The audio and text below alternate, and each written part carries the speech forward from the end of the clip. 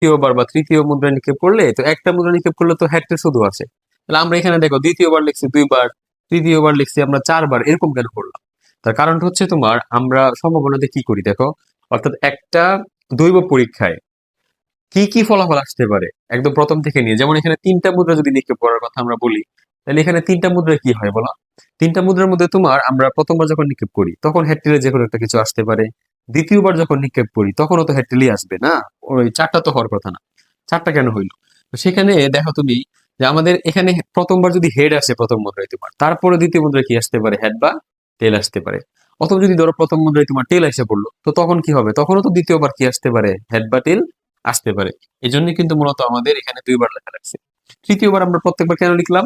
কারণ প্রথম মুদ্রায় হেড, দ্বিতীয় মুদ্রায়ও হেড, তারপরও তৃতীয়বার কি আসতে পারে, হেড টেল আসতে পারে। বা প্রথম মুদ্রায় হেড কিন্তু দ্বিতীয় মুদ্রায় টেল আসলো, তখনও তৃতীয়বার কি আসতে পারে, হেড টেল আসতে পারে।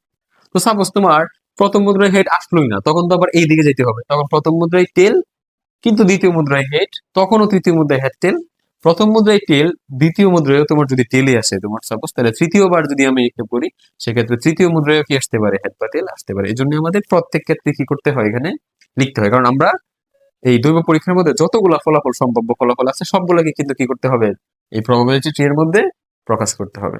তো আমাদের এখানে দেখো আমরা এখন নমুনা ক্ষেত্রটি লিখবো। ওরা আমাদেরকে প্রশ্নে বলছিল কি দেখো, যে প্রশ্নে বলছে যে এটার সাহায্যে 3বার নিক্ষেপ করলে মুদ্রা তখন কি ফলাফল হবে, সম্ভাব্য সকল ফলাফল লেখার জন্য আমরা এখন ফলাফলটা লিখবো। এখন বলছে যে এবং নমুনা ক্ষেত্র তৈরি করো, তখন আমাদের এই যে সব ফলাফল আমরা এখানে প্রবাবিলিটির মধ্যে লিখলাম কি কি হতে পারে, এখন নমুনা ক্ষেত্র কি হবে?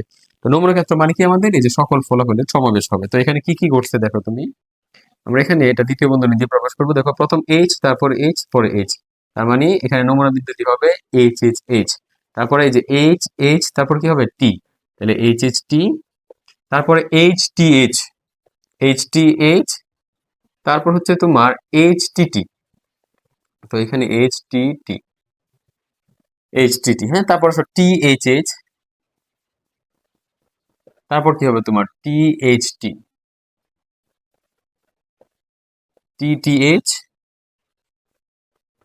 তারপর কি হবে টি টি এবং টি, এখানে একটা দ্বিতীয় বন্ধনী দাও।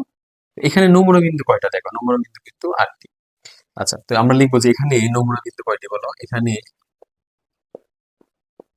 নমুনা বিন্দু 8টি, অথবা মোট ফলাফল বলতে পারো তুমি, যে এখানে মোট ফলাফল কয়টি হয় বলো, মোট ফলাফল কিন্তু 8টি।